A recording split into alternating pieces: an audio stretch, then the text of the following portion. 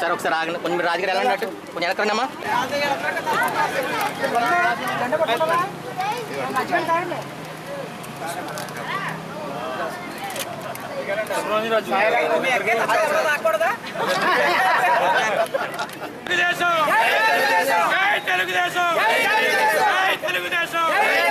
చంద్రబాబు నాయుడు గారి నాయకత్వం, లోకేష్ గారి నాయకత్వం.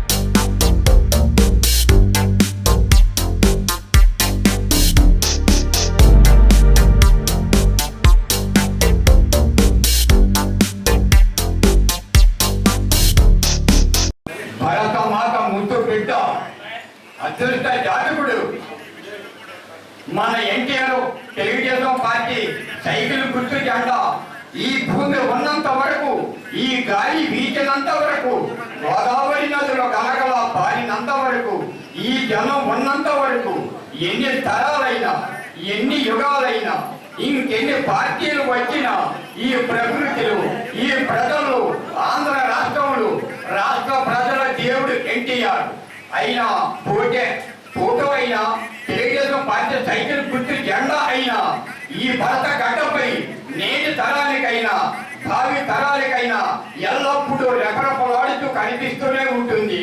స్వార్థం లేని రాజకీయం ఈ ప్రజలకు ఎల్లప్పుడూ సేవలు అందిస్తూనే ఉంటుంది.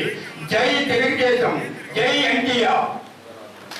103వ జయంతి సందర్భంగా ఈరోజు చాలా అద్భుతమైన రోజు. ఎందుకంటే ప్రతి సంవత్సరం మహానాడు జరుపుకుంటాం, కానీ మన యువనాయకుడు లోకేష్ బాబు గారు మంచి ఒక ఐడియాలజీ మంచి తెచ్చి ఏ క్లస్టర్కి ఆ క్లస్టరే ఇది చెయ్యాలి, మహానాడు చెయ్యాలి, ప్రతి కార్యకర్త ప్రతి అభిమాని దీంట్లో హాజరవ్వాలని చెప్పి ఉద్దేశంతో ఆయన ఈ సంవత్సరం నుండి కొత్తగా క్లస్టర్ వైడ్ మహానాడు ప్రారంభించడం జరిగింది.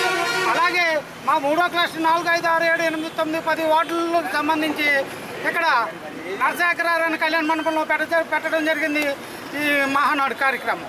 అలాగే ఈ రోజున అన్నగారు జయంతి అవడం వల్ల ఆయనకు కూడా మజ్జిగలు అయ్యి పోసి ఇవాళ సైకిల్ ర్యాలీ కూడా జరిపించుకోవడం జరిగింది. దీనికి మా ఇన్ఛార్జ్ తోట సీతారామలక్ష్మి గారు, పెద్దలు శారద గారు, మా అబ్జర్వర్గా వచ్చిన సాయిరామ్ గారు ఉండి, రామలింగరాజు గారు, ఇంకా క్లస్టర్ ఇన్ఛార్జీలు అందరూ కూడా వచ్చి పెద్ద ఎత్తున సుమారు 100 మంది సైకిల్తో ర్యాలీ జరపడం జరిగింది. అలాగే ప్రతి సంవత్సరం ఈ కార్యక్రమాన్ని ఇంత ఘనంగా చేసుకుంటాం మాకు అలవాటు. తెలుగుదేశం పార్టీకి ఇది ఒక పండగ దినం. జై హో తెలుగుదేశం, జై హో మహానాడు. తెలుగు జాతి ఖ్యాతిని ప్రపంచానికి చాటి చెప్పిన నందమూరి తారక రామారావు గారి జయంతి సందర్భంగా మా వార్డు 4, 5, 6, 7, 8, 9, 10 ఈ 7 వార్డులు కూడా సాహితీ కళ్యాణ మండపంలో మినీ మహానాడు అత్యంత వైభవంగా జరుగుతుంది. తెలుగు జాతి ఉన్నంత వరకు కూడా అన్న ఎన్టీఆర్ పేరు మరవరాదు, మరవలేం. కాబట్టి 50 మంది తెలుగుదేశం పార్టీ కార్యకర్తలు, ముఖ్య నాయకులు కనుక ఇచ్చేసి మా కష్టంలో జరుగుతున్న కార్యక్రమం దిగ్విజయం అందరికీ కృతజ్ఞతలు తెలియజేస్తున్నాం. జై తెలుగుదేశం. దిగ్విజయంగా జరుగుతుందంటే ఒక మహనీయుడు, ఒక మహోన్నతమైన నేత, ఒక మహానటుడు మన ఎన్టీఆర్ గారు, స్వర్గీయ నందమూరి తారక రామారావు గారు స్థాపించినటువంటి ఈ తెలుగుదేశం పార్టీని ఇలాగ దిగ్విజయంగా సాగించడం అనేది, ఇలా మహానాడు మీటింగ్, ఒక సంక్రాంతి పండగ వాతావరణంలో జరుపుకోవడం అనేది మామూలు విషయం కాదు. ఇది ఒక చరిత్ర. ఈ చరిత్రను తిరగరాసే ఒక ధీరులే ఈ కార్యకర్తలు అని చెప్పేసి ఈ సమావేశంగా మనం చేస్తున్నాం. ఈరోజు